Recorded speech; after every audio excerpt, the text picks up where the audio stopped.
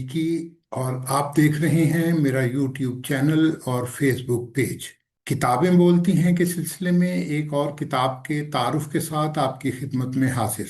और आज की किताब है पैमान से खाली शाम, जिसके शायर हैं अशरफ जावेद। आइए किताब के तारुफ की तरफ चलते हैं। इरशाद नबवी है कि मुझे कलाम की जामियत अता की गई, शायद इसीलिए शायरी को पैगंबरी वस्फ करार दिया गया है, क्योंकि शायर जिस फसाहत और बलागत मगर इख्तसार के साथ दरिया को दो मिसरों के कूजे में बंद कर देता है, उसकी मिसाल किसी दूसरी सन्फ में नहीं मिलती।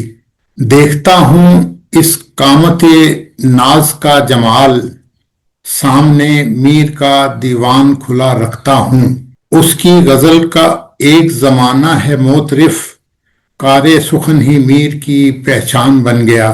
अशरफ जावेद मीर के मुकल्लद करते हैं, लेकिन उनकी शायरी मीर के जमाने की शायरी नहीं, आज की शायरी है। मरती जाती है मोहब्बत की कहानी हर पल, फिर कोई मिस्र बना, मिस्र का बाजार बना। मेरे अहबाब जिसे कारे सुखन कहते हैं, महज लफ्जों की जुगाली भी तो हो सकती है। बस इतना फर्क है आंखों में और समंदर में, जो डूब जाता है उनमें कभी उभरता नहीं। मट्टी भी सूख गई चाक पे रखे रखे, रोज कहता था कोई शक्ल बनाने लगा है। सुना है मीर के शेरों पे जान छिड़कता है, सो कोई मीर का शेर आजमा के ले आओ। सुना है रात चिरागों ने खुदकशी कर ली, किसी को होने का एहसास भी दिलाना था। खूबसूरत शायरी के हामिल अशरफ जावेद का ये मजमूआ कलाम है जिस पर हम आज बात कर रहे हैं। शायराना तखय्युल महज एक जरिया है इस हकीकत की तरफ तवज्जो दिलाने का कि लज्जत हयात अना की इनफरादी हैसियत और उसके इस्बात, इस्तेहकाम और तोसी से वाबस्ता है। आरजू की शिद्दत तख्लीक का बायस बनती है, आरजू ना हो मुश्तखाक जिंदगी की हरारत से महरूम हो जाए। दिल की धड़कन सोज़े आरजू से ही कायम है, इसी से हंगामा आराई का सलीका पैदा होता है। हमारे अंदर लज्जत दीदार की पहम खलिश थी, तो उसने आंख की शक्ल इख्तियार करके तस्कीन पाई। कुबक में चौखी रफ्तार की आरजू अंगड़ाइयां ले रही थी, वो उसके पाँव की सूरत में जलवागर हुई।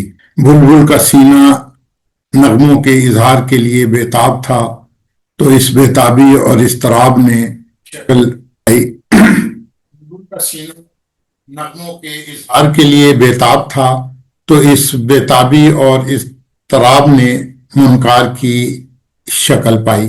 गज के जिंदगी की उठान और बागपन का राज लज्जत आरजू में पोशीदा है। और अशरफ जावेद के यहाँ लज्जत आरजू की बहुत शिद्दत से ख्वाहिश पाई जाती है, और आरजू ही जहाने रंगो बू की रूह है। हमारा मादी पैकर, हमारा फिक्र व तखय्युल, हमारा शऊर व फहम, ये सब वो आलात हैं जो जिंदगी ने आलम पैकार में अपने दिफा के लिए तरतीब दिए हैं। पैमान से खाली शाम में अशरफ जावेद लिखते हैं, हम और कितने दिन अभी काटें तेरे बगैर, हम और कितने दिन अभी नुकसान में रहें। अगर तख्लीक, मकासिद और मसल के इश्क, इस्तेहकाम और बका के जामिन हैं, तो इनके बरक्स सवाल खुद ही को कमजोर नातवा करता है। मकसद और इश्क का गहरा शऊर एहसास अगर खुदी के हक में मुस्बत किरदार अदा करता है, तो सवाल एक मनफी सिन्फ के तौर पर खुदी के लिए सन्फ आशुफ्तगी का बाइस बनता है। सवाल इंसान की रिफत फिक्र को छीन लेता है और उसकी फितरत बुलंद को पस्ती में तब्दील कर देता है। मरती जाती है मोहब्बत की कहानी हर पल, फिर कोई मिस्र बना, मिस्र का बाजार बना। शायर इंसान के अंदर फराइज का बोझ उठाने के लिए वही जज्बा اور کیفیت ابھارنا چاہتا ہے اور بتاتا ہے کہ احکام کی تعمیل ترتیب کی پہلی منزل ہے۔ اس فرمان پذیری سے شخصیت نکھرتی اور سنورتی ہے، اور یہی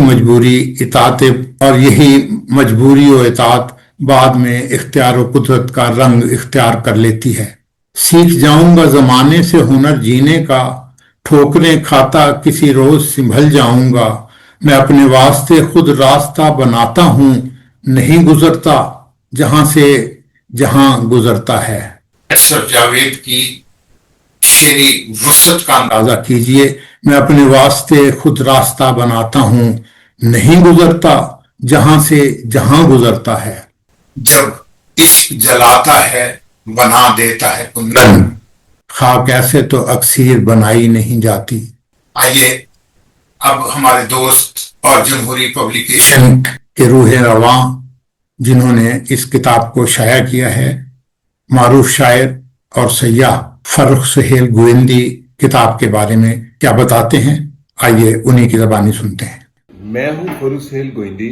میں شاعر تو نہیں، نہ شاعری جانتا ہوں، شاعری سنتا ہوں، میں شاعری پڑھتا بھی نہیں، کیونکہ جو شاعر اپنی شاعری جب بیان کرتا ہے یا شعر پڑھنے والا، تو اس کا حسن ہی اور ہوتا ہے۔ شاعری جو ہے وہ میرے نزدیک ایک انسانی تخلیق کی آخری منزلوں میں سے ایک ہے کہ مختصر لفظوں میں آپ دنیا جہان کی بات کر دیتے ہیں، اور میں ہر کسی کو شاعر بھی نہیں مانتا۔ جیسے پاکستان میں کم لوگ ہیں جو زندہ لوگ ہیں اس وقت، ان میں بڑے بڑے شاعر ہیں۔ ظفر اقبال صاحب کو میں بڑا ان کا عاشق ہوں۔ زندہ لوگوں میں جو اس دنیا میں موجود ہیں ان میں اشرف جاوید صاحب بھی ہیں۔ یہ ان کی ایک نئی کتاب ہے، پیمان سے خالی شام، کیا نام ہے اور کیا ٹائٹل ہے یہ دیکھیں۔ اور ان کی شاعری میں ایک کمال ہے، سماج کو، دنیا کو، احساسات کو، ارد گرد کے زمانے کو لے کر چلتے ہیں۔ یہ 70 غزلوں پر مشتمل ان کا ایک مجموعہ ہے، اور ان کی متعدد کتابیں ہیں۔ کمال کی شاعری کرتے ہیں۔ مثلا اس میں میں نے جب دیکھا تو 2 شعر مجھے بڑے پسند ہے جو میں پڑھ کے سناتا ہوں، اگر میرا تلفظ اچھا نہ ہو تو معافی چاہوں گا۔ دیکھتا رہتا ہوں اس قامت نازک کا جمال، سامنے میر کا دیوان کھلا رکھتا ہوں۔ اوئے ہوئے ہوئے، اچھا یہ میر پر ویسے ہی بڑی ان کی گرفت ہے۔ پھر ایک شعر ہے، زمین پہ بہتی نہیں شہد و دودھ کی نہریں، زمین پہ پیٹ کا دوزخ بجھانا پڑتا ہے۔ اب یہ کتنی بڑی حقیقت ہے، زمینی حقائق کے مطابق رہنا پڑتا ہے۔ یہ کمال کی کتاب ہے، اتنی خوبصورت شاعری ہے جیسے وہ خود خوبصورت ہے۔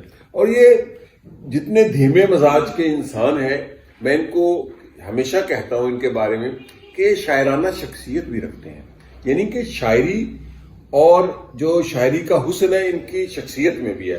کتاب کا نام ہے پیمان سے خالی شام، اور اشرف جاوید صاحب کی کتاب ہے، آپ ضرور پڑھیں اس کو۔ آپ نے فرخ سہیل گوئندی سے اشرف جاوید کی کتاب کے بارے میں ان کے تاثرات سنے، تو ہم اس کے ساتھ ساتھ آئیے اب آپ کو اشرف جاوید سے ان کا کلام ان کی زبانی سنواتے ہیں۔ افلاس میں ہے خلق خدا کی جڑی ہوئی، پھر بھی امیر شہر کو اپنی پڑی ہوئی، اچھا مقام فقیر کا طبقہ تمام رات، بارش تو میری چھت پہ گھڑی دو گھڑی ہوئی، غم اس قدر شدید تھا سب بردے غم ہوا، دیواریں ضبط ڈھہ گئی جو تھی کھڑی ہوئی، اس بار تو چراغ برابر جلا رہا، اس بار تو ہوا کو ہزیمت بڑی ہوئی، ہے آج بھی حسین مقابل یزید کے، مظلوم میں یہ جنگ برابر لڑی ہوئی، کم ہو رہا ہے روز محبت کا کاروبار، کم ہو رہی ہے روز یہ دولت پڑی ہوئی، تحریر کر کے فیصلہ توڑا گیا قلم، یعنی اسے سزا بھی کڑی سے کڑی ہوئی، کیا وقت کے ہاتھوں نہ جانے ہو گئے، زخم تازہ ہی رہے اور غم پرانے ہو گئے، سانحے کیا وقت کے ہاتھوں نہ جانے ہو گئے، زخم تازہ ہی رہے اور غم پرانے ہو گئے.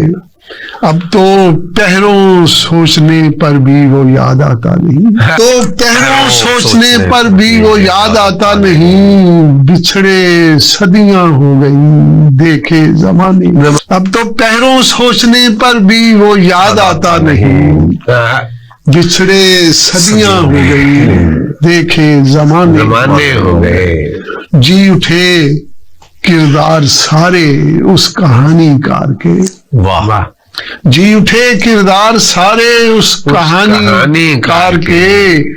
چلتے پھرتے لوگ بھی کیا کیا فسانے. واہ واہ واہ واہ. جی اٹھے کردار سارے اس کہانی کار کے.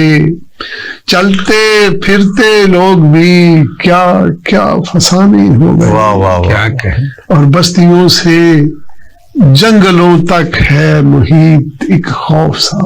بستیوں سے جنگلوں تک ہے محیط ایک خوف سا. بے امان گھر غیر محفوظ آشیانے ہو گئے. اور مانگتے پھرتے ہیں آج انصاف کل کے شاہ بھی. واہ واہ واہ واہ واہ. مانگتے پھرتے ہیں آج انصاف کل کے شاہ بھی.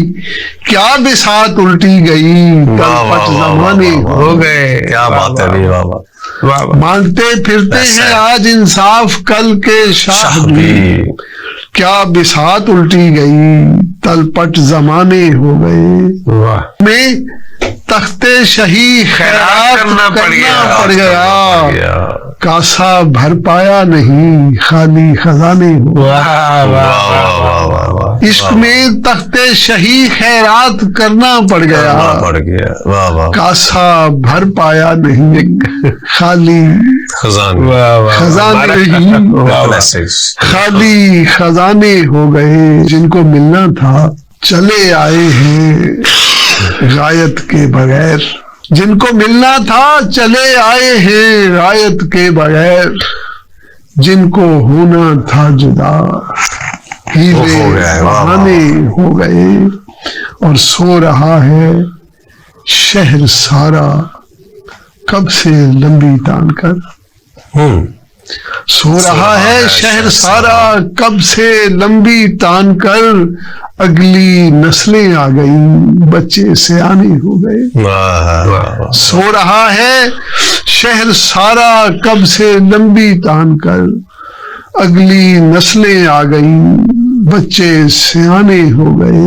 اب تو پہروں سوچنے پر بھی وہ یاد آتا نہیں. اشرف جاوید سے ان کی شاعری کا کچھ حصہ سنا. یہ جو غزلیں انہوں نے پیش کی ہیں یہ اسی کتاب میں شامل ہیں. اشرف جاوید کی شاعری پڑھنے اور مفاہیم سمجھنے کی دعوت دیتی ہے.